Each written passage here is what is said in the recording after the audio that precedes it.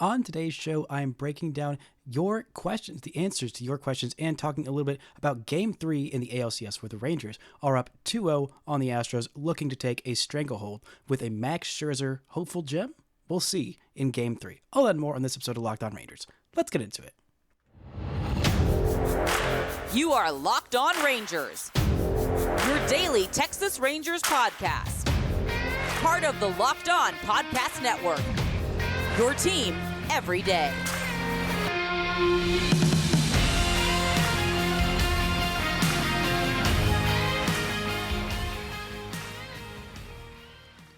You are locked on to the Texas Rangers. I'm Bryce Paddock, a criminally addicted Texas Rangers fan since 2010, covering this team for all 5 seasons as the host and founder of Locked On Rangers. Thank y'all so much for making Locked On Rangers your first listen every single day. If you're not already, you can follow me on Twitter at Bryce Paddock. You can follow the show at Locked On Rangers. Hit subscribe on YouTube, where the best way you can help grow the show is to watch every single day and comment nearly any single thing below. Now, before we get into today's show and your questions, this episode is brought to you by FanDuel. Make every moment more right now. New customers can bet $5 and get $200 in bonus bets guaranteed. Visit FanDuel.com/lockedon to get started. Now, before we get into your questions, there are quite a few about Game 3, so I wanted to just go ahead and get into a little bit of a Game 3 preview. I know it's in a day, and single game previews aren't always the most accurate, but I feel like I've been fairly accurate with my assessment of how things were going to go in the first couple of games. I felt like Game 1 was going to be a pitcher's duel between Jordan Montgomery and Justin Verlander, and it was. And in Game 2, I felt like the Rangers really needed to jump on Framber Valdez early, and they did that. And, we'll see what they can do with Game 3. I'm really excited about the Rangers going home up 2-0. It's a very good place to be in, and they've got Max Scherzer on the hill for Game 3. As good as a matchup as you could think, right? Maybe. But there's been a lot of talk about the depth of this Houston Astros starting pitching staff, how it's, oh my gosh, it's so much deeper than the Rangers starting pitching staff, and it's so much better. They're number 3 and 4 starters, and well, I think there's some merit to that because Christian Javier did throw an absolute gem in the last round of the playoffs against the Minnesota Twins. I think he's a little bit more beatable than he looked in that game. He was already staked to a 4-0 lead by the time he got in the game. He matched up very well against the Minnesota Twins. He is a very good strikeout pitcher, a very good expand the zone guy, get them to swing at the high fastball. His high fastball is one of the best in the majors. The velocity is not anywhere insane on it, but the spin rate is very, very good. Makes it very tempting to swing out of their shoes at the top of the zone when it's not in the zone. It pairs well with his slider, but he does not do well against lefties. The Rangers have a lot of lefties and switch hitters in their lineup, and he does not do well at staying in the zone. His walk rate is not great this year. His walk rate is actually the 40th percentile of the league. The strikeout rate was about middle of the pack this year. Same with his chase rate and his average exit velocity. Guys are squaring him up a whole lot more than they had last year, and his hard hit rate was right around middle of the pack. And the Rangers, I think, match up pretty well against him. He's only had 1 start against them this year, and you might remember that game as maybe the wildest regular season game the Rangers played this year. That was the 10-11 game on July 3rd. He actually started that game, and he was also staked to a very big lead, 12-11 game where the Rangers ended up losing that one, giving up a couple of runs on Will Smith's arm in the bullpen, and that kind of felt like the decline of Will Smith at that point. But it was just an absolutely bonkers game, and Christian Javier did not pitch well in that one. 4 1/3 innings, 9 hits, 8 runs, all of them earned, 0 walks, 4 strikeouts, a pair of home runs to, I bet you cannot guess who hit those home runs. I bet you cannot guess. Can you guess? It was Leody Taveras, and the other one was Travis Jankowski. The only home run he hit this year was off of Christian Javier. No, I don't think that Travis Jankowski is going to start Game 3 over Evan Carter because of that single game matchup. But hey, this was a wild game. They were staked out to a very big early lead, 6th spot in the 2nd inning, and then 4 more runs for him in the 4th inning. And Christian Javier had a 10-2 lead, and he could not make it out of the 5th inning. Wow. the Rangers came all the way back and did not end up winning that one. But again, this is a guy who relies a lot on getting swings and misses. The Twins are an offense that is predicated on hitting the long ball, and they swing and miss a whole bunch. This Rangers team has been very disciplined. In the early rounds, they have not gone after early pitches. They've switched up their game plan because they were facing two elite starting pitchers in Justin Verlander and Framber Valdez. They jumped on them early. They didn't want those guys to get into counts. They weren't necessarily just jumping on the first pitch, but if it was a first pitch strike, then they were jumping on it. I think that game plan needs to change a little bit with Javier. I mean, obviously, if he's throwing you a meatball with the first pitch, then go ahead and do some damage on it. But he is really good at getting people to chase out of the zone, and he was not as good as his numbers seemed in that game. Javier walked 5 batters in his 5 innings of work and also hit one, even though he did allow just 1 hit and struck out 9. He was working around some trouble. He got himself out of some spots. There was some weird things with the shadows people were talking about on the broadcast. He was very methodical, taking his time as he always does. The Twins fans were shouting out the pitch clock. I think that's something that Rangers fans should most definitely do in this one, is shout out the pitch clock, because Javier is going to take every single second of it that he can, and he's going to alter his windup to make it a little bit slower to make sure that he has all the time that he wants. Even if he's staked out to a big league, he kind of let the game speed up on him, but the Twins hitters expanded the zone in big spots and did not see the ball well off of him. The Rangers, if they get into those big spots and have a chance to knock him out early, that would be huge for them. Take some of the pressure off of Max Scherzer. I think the top of the first inning is going to be massive for Scherzer. I think he needs to get off to a good start, or at least just be very careful of Jose Altuve, who really likes to hit first at-bat home runs to start games. He will be batting first in the game on Wednesday. Yes, Wednesday. I'm trying to figure out what day it is because the postseason has jumbled all my days. But again, I think this is going to be a big spot for this Rangers offense. Hasn't done a whole lot. They got a 4 spot off Framber Valdez in the first inning. That was the most runs they've scored in an inning in the ALCS, I think maybe ever. Probably tied with that grand slam from Nelson Cruz. But the offense didn't do much against the bullpen. They did make Brian Abreu throw 2 games, and if the Rangers can jump early and if they can make Brian Abreu pitch 3 games in 4 days, then maybe for game 4, he won't be available. And I think he's their best bullpen arm. I think that would be huge. But in terms of Max Scherzer, I think the good game plan, if things are going well, Max Scherzer, you can count on him for about 70 pitches. Maybe he gives you 75. Maybe he gives you 80. He threw 69 in the simulated game last week. And I think that 70 is about a good barometer for what to expect from Scherzer. He's going to be probably a little rusty. He said his stuff felt good, and it wouldn't surprise me if Scherzer comes out there and throws an absolute gem and looks like the best version of himself. The time that he got roughed up against the Astros in his last start, he was pitching through something that ended up spiraling into his next start, where he did pitch 6 innings against the Blue Jays and ended up suffering that teres major injury that has knocked him out to this point.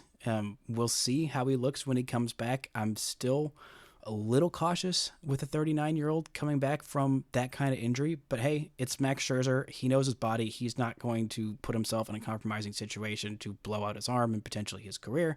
He knows himself. He's ready. He's champing at the bit to get this opportunity.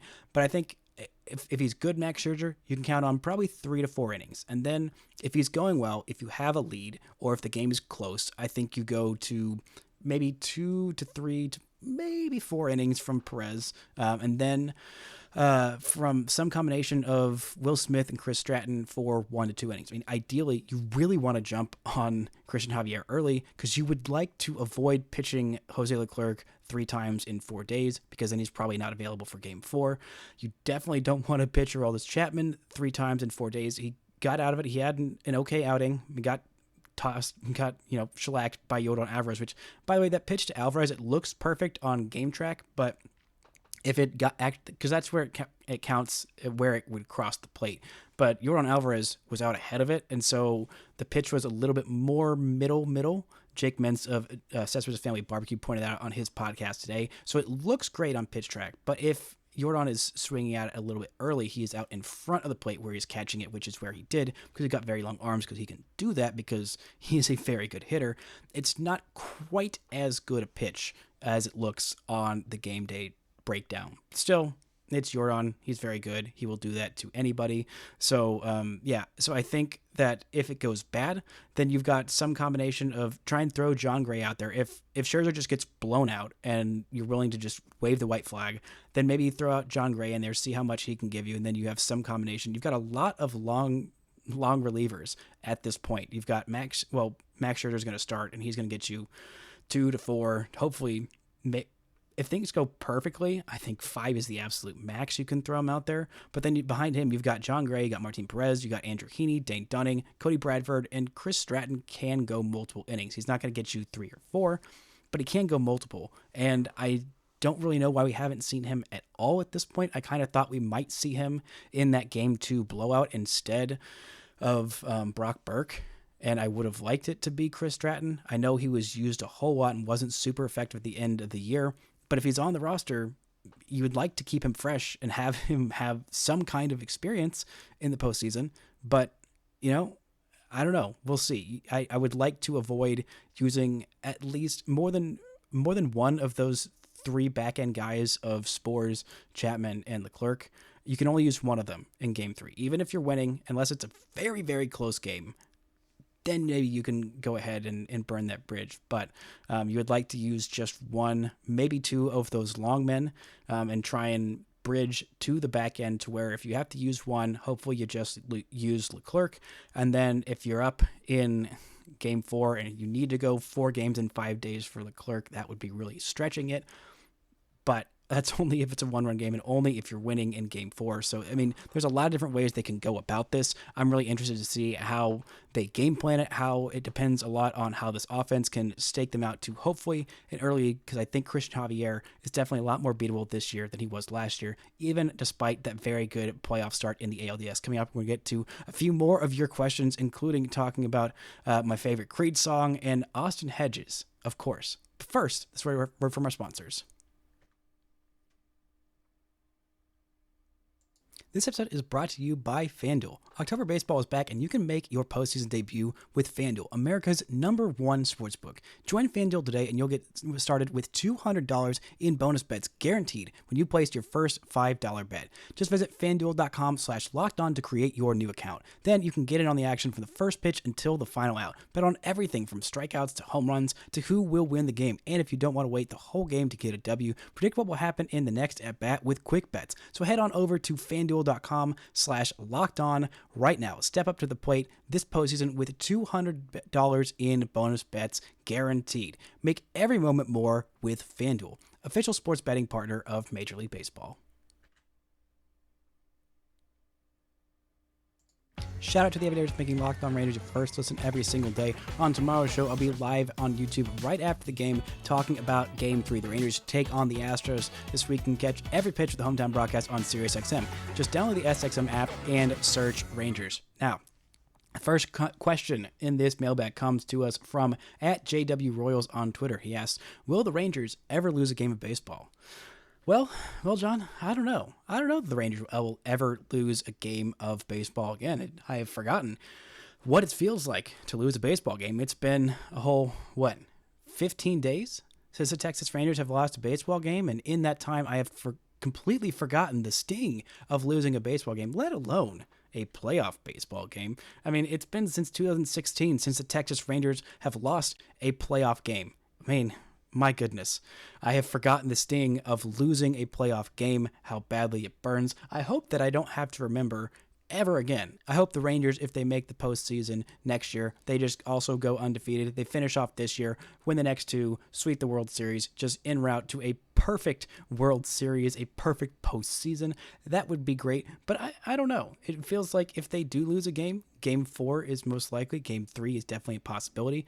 Max Scherzer is a future Hall of Famer, but we know that there's questions about him and his health and how he will end up performing in this one, so it's possible the Rangers lose a game. But I don't know. It doesn't feel likely at this point. Next question comes to us from Lindsey Crosby on Twitter, host of Locked On MLB Prospects. He says, yes, is this all because of Evan Carter, right? Undefeated since he joined the postseason roster. Well, Evan Carter's a big part of it, Lindsey. He's been a huge spark for this team, the little savior, providing great defense, great at-bats, great walks, great base running, great vibes, great, like unmoved, unshaken by the gravity of the circumstance in any situation. I mean, it's just absolutely impressive. And Evan Carter's been, I think, a huge part of it. The little savior has little saved this team in a decent way. He's obviously not the entire reason for this turnaround. There's a billion different factors, a bajillion different factors as to why the Rangers are still undefeated in the playoffs after 7 games. Oh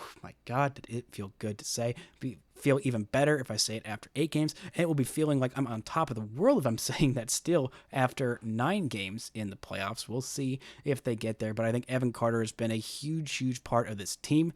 I think he's got to be Rookie of the Year favorite for next year, and that would be great if the Rangers could win that award. It would have been nice if they could have won it 2 years in a row if Josh Young stayed healthy this year and wrapped it up even with a late Gunnar Henderson push. I don't know if he would have done that, but hey, I guess we'll never know, unfortunately. But I think we will know if the Rangers will have the favorite and maybe even the runner-up next year in Wyatt Langford and Evan Carter. Evan Carter probably the presumed favorite, and then we'll see what happens with Wyatt Langford if he makes the roster out of camp, or just what the Rangers do with their outfield next year, because I am intrigued and puzzled. Not quite sure what they do with their outfield next year, but they got 4 guys who are bona fide studs, one of which is not in the big leagues right now, one of which might be ready for the big leagues right now. I'm not entirely sure. The Rangers aren't entirely sure, and they will have the luxury of waiting. Maybe he'll spend a whole year and a half in the minors as opposed to like 3 months like we thought. That's Wyatt Langford. But I mean, Evan Carter, having him up, having your left field and your catcher position solved for the foreseeable future, 2 positions that are very hard to have, permanent long-term solutions at, that is huge for this Rangers team. And not to mention, left field has been an absolute black hole for years, for a decade, basically since David Murphy left, or since Josh Hamilton stopped playing left field. It has been a revolving door of mediocrity. Evan Carter's there. He is anything but mediocre, and the Rangers are very happy to have him there. Now, the question about my favorite Creed song came from Slim Duncan at I Am Not Able To on Twitter. He also asked another question: did I make a mistake trading everything away for Evan Carter in my Dynasty Baseball League? Well, I don't play Dynasty Fantasy Baseball, but the sky's the limit for this kid. He is going to keep being amazing for years and years to come. It depends on what your definition of trading everything for him is. I think that there's very few things that I wouldn't trade for Evan Carter if I was in a dynasty league. Same with Wyatt Langford. I think the future is so incredibly bright for both those kids. But Evan Carter, doing it on this stage, he's going to do it again next year. And I am just, I like to say I will cease being amazed by this kid and how incredibly great he is, but I don't know that I ever will, because he is just so insanely good. Now, the next question comes to us from Jeremy, Blue Check Parody, Hanson Jeremy on Twitter. He said, what's the minimum that we could get out of Max and consider it a success? I'm assuming Max Scherzer for Game 3. Now, I say 3. If he gives you 2 really good innings, 2 shutout innings, you can live with that, but 3, I think, is kind of the minimum for if he's a starting pitcher. He needs to get you 3, even if he's hurt, even if he's on a limited pitch count. And if he can get you 3 and he allows 1 run, maybe 2, I think that's okay. If he gives you 4 and allows 2 runs, I say that's a good outing. If he can get you through 5, which I don't anticipate, I think that would be like absolute best case scenario, then that's unfathomably good. But I think 3 to 4 innings and 1 to 2 runs, anywhere in that range, I think is good. That's a success, and keeps you in it, gives you enough length that your long men don't have to go like 5 innings, and you can bridge it all the way to the back end guys. If you're wanting to use all 3 of them, which I don't think they should, but I think that's kind of where it is. Next question comes to us from, where'd we go? Clayton Blankenstein is, I still think Game 3 is a must win. Do you? I don't know about must win, but would very like to win. It's either you got to win it or you got to punt it. Like, it's just, you cannot. I think the worst case scenario for me in a Game 3 is Max Scherzer pitches you a few innings, and you have to use a lot of your long men, and then you go to the back end guys, and the back end guys give it up, so you can't use them in Game 4. That's where I start to get worried. If you lose Game 3 it happens. If Max Scherzer comes up and he just doesn't quite look right and the Astros jump on him, it happens. It's not the end of the world. You come back the next game. You try if Scherzer gets lit up and you want to go ahead and punt the game, I would throw John Gray in there. Grant Schiller talked about that last week of like if you're already getting lit up, then you might as well throw Gray back in there, get him to feel comfortable, see what he's got, and if he's good, then you're like, okay, we can use him in some bigger spots. And if not, then okay, maybe you put him on the IL and get one of your other pitchers that you left off the roster back. But that would also mean that Gray wouldn't be available for the World Series if the Rangers get there. There's a lot of different things, but I don't think Game 3 is necessarily must win. It is a very, very much would like to win, because if the Rangers go up 3-0, I mean, it would be very difficult for them to choke away 4 straight games, especially when 2 of those 4 will be started by Jordan Montgomery or Nathan Eovaldi, 2 guys who have just had a decent amount of success against this Astros team. Coming up, we're going to look at a little bit of talk of the culture guys and who is the ALCS prohibitive favorite through 2 games. Right after this word from our sponsors. This episode is brought to you by Bird Dogs. Bird Dogs are the most comfortable pair of pants or shorts you will ever wear. Oh my goodness, I have not been able to stop wearing these Bird Dogs since I got myself 3 pairs and a pair of long pants that I'm getting to wear now as the weather is cooling down. They are still so incredibly comfortable in the heat of the summer. Those Bird Dog shorts, they will keep you cool, they will keep you calm, they will keep you looking good. These Bird Dog shorts are designed to do exactly the same thing that Lululemon do, but they fit so much better than regular shorts that are made of the stiff, restricting cotton. Bird Dogs fixed this issue by inventing the cloud knit fabric that looks just like khaki, but it stretches to get a way slimmer fit without having to sacrifice the movement. They are good for any place you want to wear your shorts or your long pants, whether you're going for a walk around town, whether you're sitting on the couch watching some Rangers baseball, whether you're out on a date or out on the golf course. Bird Dogs are for every situation. So they are so good. You've got to get yourself a pair. Go to birddogs.com/LockedOnMLB or enter promo code LockedOnMLB at checkout for a free Bird Dogs water bottle with your order. That's birddogs.com/LockedOnMLB for a free water bottle at checkout. You won't want to take your Bird Dogs off. We promise you. Shout out to the Everydayers for making Locked On Rangers your first listen every single day.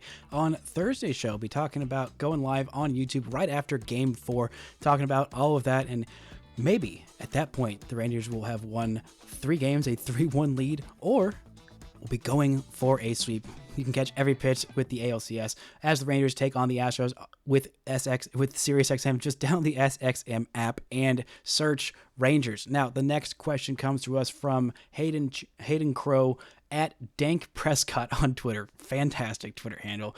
And Hayden asks, who is the ALCS MVP frontrunner through 2 games? Now, some of you may be thinking, oh, it's got to be Nasty Nate. Oh, it's got to be Jordan Montgomery. With both of those are great answers. Jose Leclerc, also a great answer. But I'm going to go a little bit off the board. I'm going to go with Leody Taveras, a guy who has been doing it from the bottom of the order. I think what he did in Game 1 against Houston, providing that insurance run of the solo home run, what he did on the base paths, and even though he hit the triple and got doubled off in the second game, he has been so impactful for this team from the 9-hole in this lineup. I mean, he is 3 for 4 in this ALCS, with 2 of those hits being extra bases. One of them was a homer, one of them was a triple. He's also got 3 walks. And for the postseason, he's got a slash line of 348, 483, 609. The man has been outstanding defensively, offensively, on the base paths. Everything that you want from him, he has been bringing from the 9 spot in this order. There's a lot of people that are very quick to trade him as the first casualty of, oh, Wyatt Langford's amazing, Evan Carter's amazing, so we must yeet Leody Taveras into the sun for some pitching. Well, I think that maybe that ends up coming true, but it had to be a heck of a pitcher because Leody Taveras is absolutely sensational. He is a very underrated player. I'm glad he's getting his moment in the spotlight. He is my ALCS MVP at this point, and he could end up winning the award. He really could. I mean, Evan Carter got a lot of the storylines in Game 1, and Nasty Nate got a lot of the storylines and the rest of the bullpen in Game 2, but sneaky under the radar, Leody Taveras bringing it every single game in, game out. I have loved his contributions, and I think that at this point, he would be my ALCS MVP. I don't know that he's going to win it, and I don't know that he would win it after 4 games or 5 games or 6 games if it takes the Rangers that long to close out these stinking Houston Astros. But at this point, through 2 games, the Ellie Taveras has been absolutely sensational, and I think he deserves all the props in the world. Now, the next question comes to us from Taylor at Dallas Stars Tay on Twitter. She asks, who is the most important player on the team, and why is it Austin Hedges? Well, it's not Austin Hedges, but it's close, and I'll talk about him and the Vibes guys a little bit in just a second. And as terms of who's the most important player to this team, I mean, it'd be easy to say Jose Leclerc, because finding a guy who can be a lockdown closer for a pen that has not had a lockdown consistent closer or lockdown consistent anybody in the late innings for most of the year, that is huge. You could say Jordan Montgomery, because he has been sensational. Same with Nathan Eovaldi, both of them sensational for the most part in their 3 playoff starts so far. But I'm going to go with Max Scherzer, because he is the biggest wild card in this series. If Max Scherzer comes out and shoves and is amazing and gives you 4 shutout innings, then that's huge for this team. It's huge for this team. I also could see an argument for Marcus Semien, who has been doing some great things defensively, but offensively just has not gotten it done. Got a couple of singles against Framber Valdez. Wish he could have had a second shot or a third shot at Framber Valdez in that game yesterday, but hey, he didn't. And he has not done a whole lot offensively in this series or really in the postseason so far. He had a double, and he's had some, good defense and some smart defense. He was the one who pointed out, him and Josh Young both pointing out that Jose Altuve base running blunder that got the double play that was absolutely massive in game 1 that really turned the tide and gave the bullpen some confidence to go out and finish it off.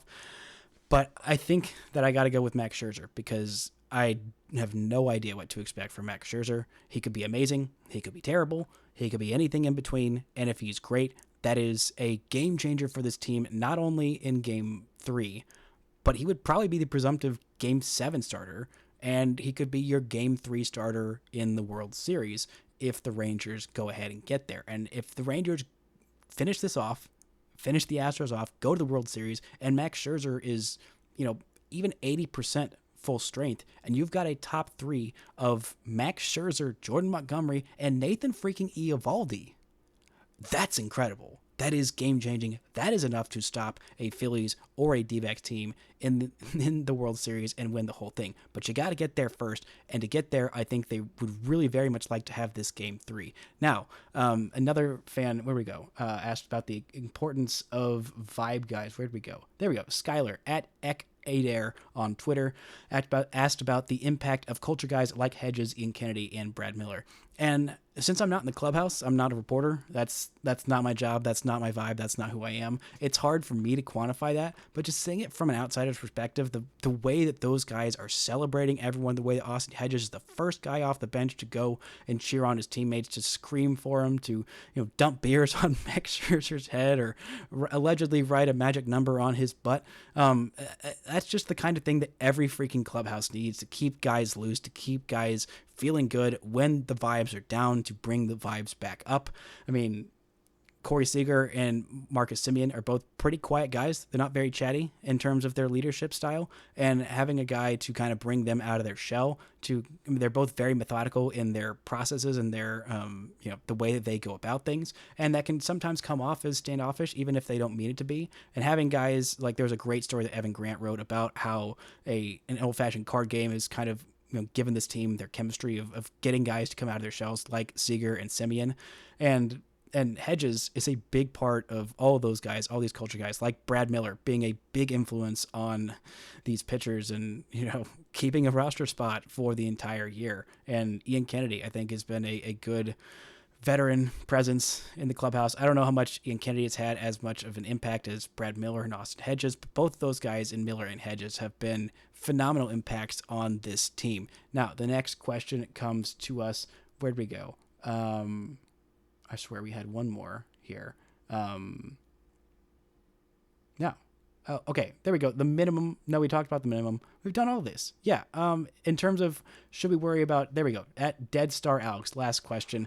Asked, should we worry if we can't take game 3 as in pitcher and bullpen wise? Well, it really depends. Like I said, there's a lot of different ways that game 3 can go. And the Rangers really need to get through that first inning, having Scherzer have a clean inning, have a scoreless inning. Not even clean, just scoreless first inning. And if the Rangers can jump on Christian Javier, or even if they don't have a scoreless first inning, just jumping on Christian Javier, getting to him, you already forced the Astros bullpen to throw a lot of pitches in game one and in not as much game one, but more in game two, having to use a lot of different relievers. I know JP France did go a couple innings, I think 2 and a third innings. But they had to use their two big guys in Presley and Abreu in that game, and Abreu pitched in both of the games where the Astros lost both of those first games. That is good.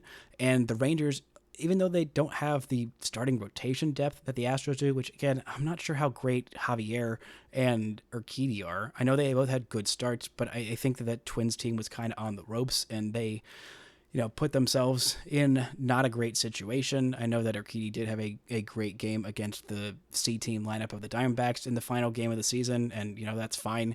But I don't think either of those guys are as good as they were last year or the year before that. I think both years before that, then yeah, we're talking about a different team. But the Rangers, I just talked about all the multi-inning guys that they have that could be starting options if the Rangers rotation was a little bit worse. I mean, guys who did start in John Gray, Martin Perez, Andrew Heaney, Dane Dunning, Cody Bradford, all those guys could be serviceable starters. Like serviceable, not great, but serviceable. And at this point, there's a lot of teams that are searching for serviceable. I mean, right now, Brandon Pfaadt is the number 3 starter for the Arizona Diamondbacks, and they're in the NLCS. And Pfaadt has a bright future. He's a prospect with a guy who was a prospect with a lot of promise, and maybe he'll end up being okay. But right now, he's not that great, and the Diamondbacks are still in the NLCS. I mean, I would take literally any of those guys that I just named over Brandon Pfaadt, and that's not even mentioning, I think it's Kyle Nelson, as their Game 4 starter, who I don't know that much about him. I just know that he is not super great and is basically going to be a bullpen day, and the Diamondbacks bullpen is fine. But even though the Rangers have had a bullpen that the back end guys have had some blowups in Will Smith, in Stratton, in Chapman, even Leclerc early on in the season. And we've also seen Sporzy have some bad outings when he has been hurt, or maybe he was just bad at times. But right now, all those guys are clicking on all cylinders. I don't know how hesitant the Rangers will be to use Will Smith or Chris Stratton. If they can get a win without having to use any of their back 3 guys, I think that will make all the difference in the world for them in Sporzy, Leclerc, and Chapman. If they can avoid them and get a win, that is something they have not done. They haven't gotten a game where they haven't pitched Jose Leclerc. Even in the games that were 4-run wins, they still put in Leclerc in there. And I think that was kind of a sign to the rest of the bullpen. It was like, we're not really quite sure we trust you in this one. And in order to get to the World Series or to win the World Series, the Rangers will have to put some trust in somebody outside of those back 3 guys in their bullpen. If they can get some length out of Scherzer and one of these other guys, or if you just go with, Scherzer plus John Gray plus Martin Perez, and each of them gets you 3 innings, and they are 3 good innings, and you win, that is an ideal recipe for Game 3.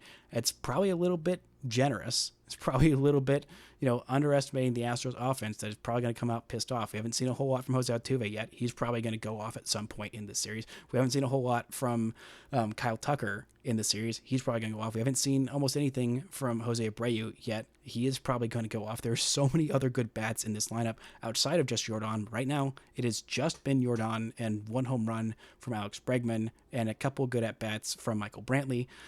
But again, this Astros team is scary, and the Rangers offense hasn't done a whole lot so far. You're going to need a little bit more, hopefully jump on the opposing starting pitcher in Christian Javier. But man, this team is up 2-0. It is a much better place than being down 2-0. And if Max Scherzer comes out and pitches a gem, like I think he just might, the Rangers will be up 3-0 with a very good chance to advance to the World Series for the first time in 12 freaking years. That's going to do it for today's show. Thank you all so much for listening all week and subscribing and viewing and what have you. And until next time, don't forget to enjoy ALCS Texas Rangers baseball.